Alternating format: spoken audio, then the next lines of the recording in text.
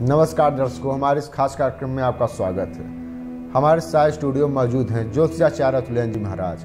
आज हम महाराज जी से बात करेंगे ज्योतिष शास्त्र में किस ग्रह को किसका आधिपत्य दिया गया है।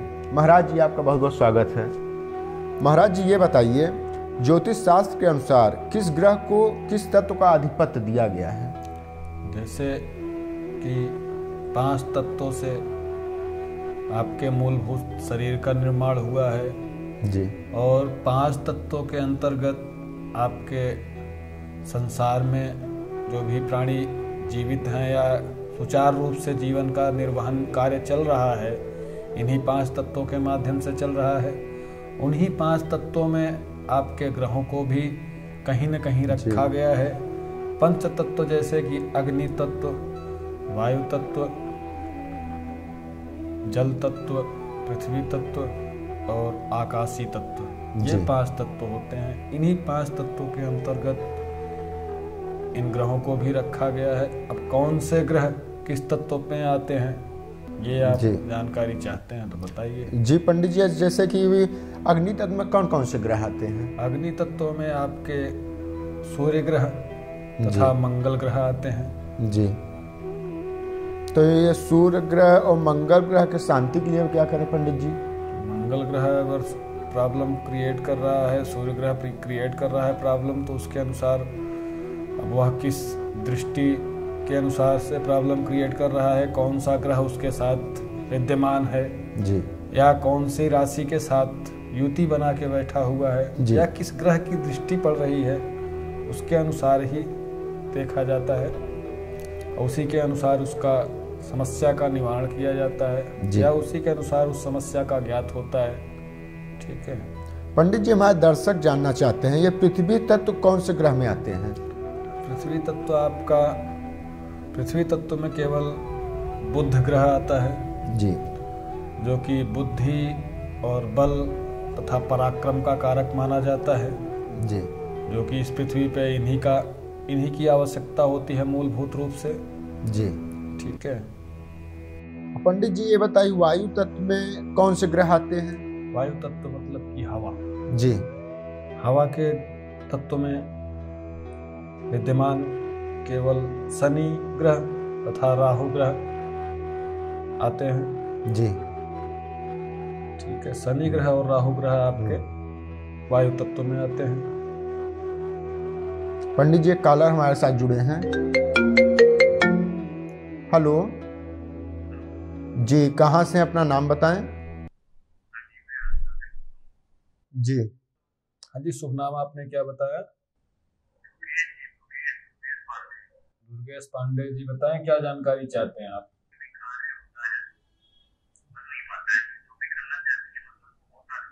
डेट ऑफ बर्थ बताइए उसका।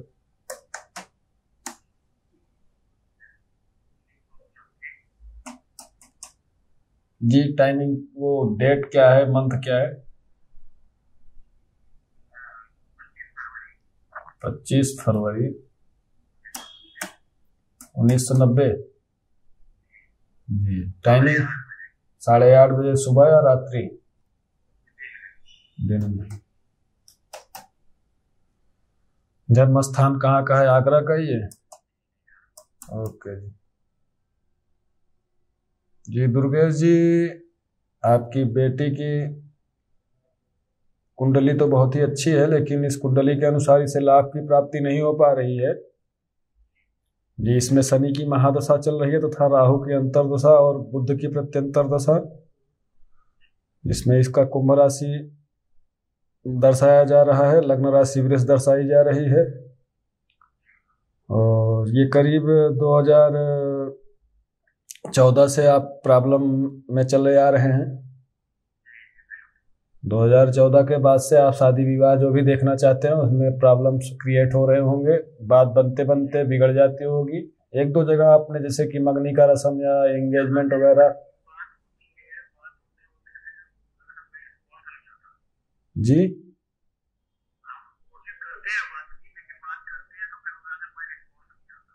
जी, रिस्पांस नहीं आता है ना। एक दो जगह ऐसा भी हुआ होगा कि एक दो बार आपकी शादी बिल्कुल डेट तय हो गई होगी, मंगनी का रस्म भी पूरा हो गया होगा, फिर भी प्रॉब्लम क्रिएट हो गई होगी। जी, जब से राहु और बुध की युति बनी है तब से ऐसा प्रॉब्लम भी क्रिएट होना शुरू हो गया है। और कहीं न कहीं मांगलिक दोष भी दर्शाया जा रहा है। जी, पहले तो आप मंगल दोष का शांति करवाएं। और मंगल दोष की शांति का क्या मतलब है, पहले तो आप नवग्रह शांति का कार्य करवाएं, नवग्रह शांति का अनुष्ठान करवाइए। काफी ग्रह इसके भी मतलब पीड़ित हैं, कुछ अस्त अवस्था में चले गए हैं, कुछ शत्रु भाव में बैठे हुए हैं। जो मित्र है वो मित्र होने के बावजूद भी कार्य इसके सापेक्ष में कर नहीं पा रहा है।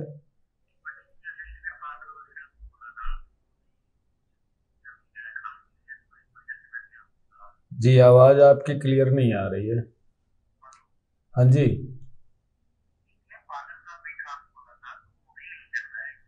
जी किसी कार्यों में इसे सफलता हासिल नहीं हो पा रही होगी। पढ़ाई लिखाई में भी बहुत अच्छी रही होगी पहले, लेकिन उसके अनुसार उसे वहां भी रिस्पांस नहीं मिला होगा। और जैसे कोई काम धंधा करना चाहती है उसमें भी फल की प्राप्ति नहीं हो पाती है, चलते चलते बंद हो जाता है वो काम। इसमें आप इसके लिए नवग्रह शांति का अनुष्ठान करवाइए, साथ साथ मंगल दोष का निवारण करवाइए। बट वृक्ष या पीपल मतलब या शालिग्राम भगवान के साथ बट वृक्ष के पास या पीपल वृक्ष के पास मतलब एक शादी का कार्यक्रम मतलब जो होता है नॉर्मली ढंग से आप उसको करवाइए। उसके बाद आप शादी का काम करिए, या तो फिर आपको मांगलिक लड़का कहीं मिले तो उसके अनुसार ही आप उसकी शादी उसके साथ करवाइएगा। ठीक है, मांगलिक लड़का अगर आपको नहीं मिलता है तो उसके लिए आप मंगल शांति के लिए पहले आप शालिग्राम भगवान से या बट वृक्ष से या पीपल के वृक्ष के साथ आप शादी का कार्य पूर्ण करवाएं नॉर्मली ढंग से। उसके बाद आप जो है किसी भी लड़के के साथ आप शादी करेंगे तो कोई दिक्कत नहीं होगी। ठीक है, नवग्रह शांति का अनुष्ठान करवाइए, सारे कार्य आपके सिद्ध होना शुरू हो जाएंगे। ठीक है, जब तक आप ये नवग्रह शांति का अनुष्ठान नहीं करवाएंगे तब तक आपके घर में प्रॉब्लम क्रिएट जो हो रही है वो हमेशा बरकरार रहेगी। इसका निवारण केवल यही है कि आप नवग्रह शांति का अनुष्ठान करवाइए। नॉर्मली उपाय करने से कोई बेनिफिट होने वाला नहीं है, क्योंकि काफी दिनों से आपके घर में समस्या चली आ रही है। ठीक है जी, करीब ये 8-10 साल से ऐसे चले आ रहे हैं। प्रॉब्लम लड़की के ही लिए नहीं, और भी प्रॉब्लम कई एंगल से मतलब कई दिशाओं से देखा जाए तो हर जगह से आपको प्रॉब्लम चल रही होगी। जी, आप जी ठीक है, आप करवाइए, देखिए। ओके, राम राम जी। अच्छा पंडित जी, ये बताइए, जैसे कि हमारे दर्शक के माध्यम से सवाल आया, तो जल तत्व में कौन कौन से ग्रह हैं? जल तत्व में आपके चंद्रमा और शुक्र ग्रह दर्शाए जाते हैं, जो शांति का प्रतीक होता है जी। सुख संपत्ति का भी कारक माना जाता है जी। तो जल तो वैसे भी शांत का रूप, शांति रूप का कारक होता है। तो जल तत्व में आपके शुक्र ग्रह और चंद्रमा ग्रह आते हैं जी। ठीक है, जो कि सुख संपत्ति का कारक और मन का कारक होता है। चंद्रमा आपका मन का कारक, शुक्र आपका सुख संपत्ति का कारक, पति पत्नी के सुख का कारक, ये आपका शुक्र ग्रह होता है जी।